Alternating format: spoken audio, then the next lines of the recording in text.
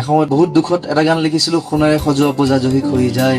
সেই সোণাৰে সজোৱা পজা আমাৰ যিখন অসম, সেই অসমখন যাতে জহি খহি নাযায়, তাৰ কাৰণে আমি যুঁজ দিব লাগিব, আমি থিয় দিব লাগিব সদায়, আমি সদায় একেলগে হৈ থাকিব লাগিব। সোণেৰে সজোৱা পজা জহি খহি যায়, কোনে আজি সাজিবহি পাৰিব দুনাই।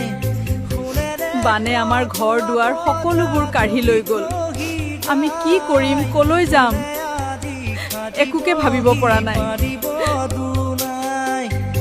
এধানি এধানিকৈ মেদিনী হেৰাই সাঁতোৰঙি ৰাম